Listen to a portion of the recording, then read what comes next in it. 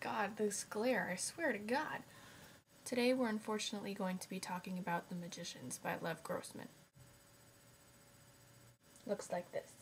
The Magicians is the story of Quentin, who's a very smart teenager and kind of a loner and really kind of a depressing guy. Like, your boyfriend just broke up with you and you feel like hitting the bottle or something? No. You don't need to do that. Just take a trip to the mind of Quentin and all of your emo fantasies will be complete. At the very least, I can give Quentin that he's not outwardly emo, he's just like depressed and emo in his own head, which sometimes can be worse, but in this case, it's better. But Quentin has been obsessed with the magical land of Fillory ever since he was little and read the books. What is Fillory, you ask? I'll tell you. Fillory is the make-believe land in a make-believe fantasy series. The Fillory series only exists in this book, in The Magicians. It's basically an exact copy of Narnia, which I think the author did this because he wanted to use Narnia, but he couldn't really use Narnia because of copyright crap, probably.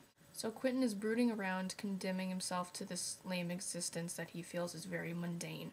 Until, one day, because of his brilliance, he is accepted to a magical college called Breakbill's Magical College, basically. And suddenly, his life isn't so boring anymore. I mean, really, for all of you fantasy lovers out there, including myself, how many times have you thought, God, if only I could go to Hogwarts for a day, my life would be complete. But Quentin's problem is, his magical world is lacking something. It's not like Fillory. It's only after Quentin graduates from Breakbills that him and his friends find out that Fillory exists. And that's all I'm going to tell you, because that's basically all you need to know. So what did I think about this book? Was it fun to read? No? Are you okay? No, I'm not okay. Out of 5 Breakbills Bees, I give The Magicians 2 Breakbills Bees. Why? This book was nearly unbearable to read. At one point, right when Quentin gets to Breakbills, he talks about how tedious it is to learn magic, and here I am thinking, it's very tedious to be reading this right now. And the pacing? Oh, the pacing.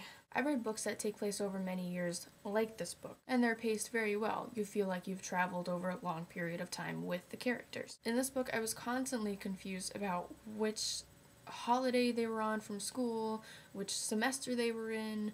It kept bouncing back and forth. There were different time zones in Breakbills and then different time zones in the real world, and it just made everything 10 times more confusing. Like, it was summer at Breakbills and it was winter in the real world, and why did it have to do that? It was like a few miles away from where Quentin lived.